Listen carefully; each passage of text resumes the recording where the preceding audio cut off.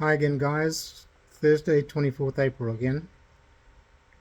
Just going to cover a little bit in respect of our lucky country. I'm not sure if all of you remember there was a book written, I think, back in the 60s about Australia being the lucky country. Well, I don't know what you guys think, but I think it's about time we got it back, our lucky country.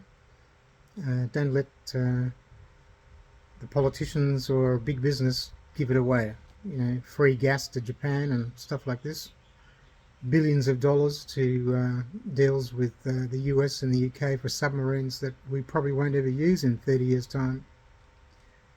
So we just want to cover a bit today about truth and accountability versus lies, ego, and cover-ups.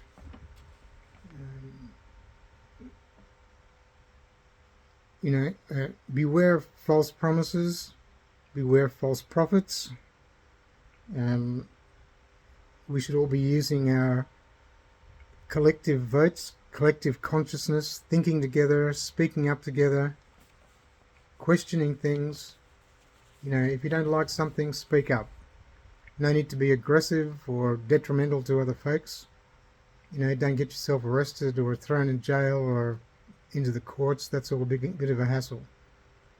But we want to know the truth, and we want accountability from the people that work for us as a government, whatever party, whatever side. Start picking and voting for people who ask questions, ask hard questions, demand accountability. We have a very lucky country. In some instances, some aspects, it's been given away. All our mineral wealth is taxed at very low rates, if taxed at all. We do huge deals with the US and the UK. None of these pass public scrutiny before the legislation is rammed through, but they're committing us and our kids to a huge debt in the future. Look at housing prices. What's the average price now in Australia for a house? About $1 million.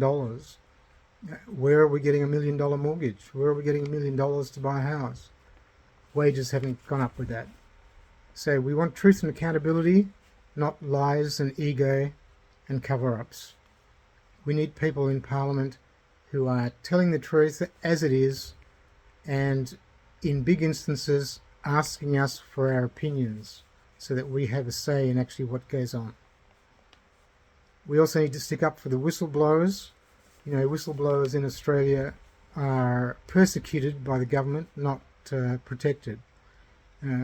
I've spoken about that already because I've been persecuted by the government and the Australian banks, the big four, for speaking my mind on digital cash and inability to withdraw cash, transfer money around. We need some truth and accountability. We really do. So please don't be afraid to speak up, but be polite and be forceful, but not aggressive.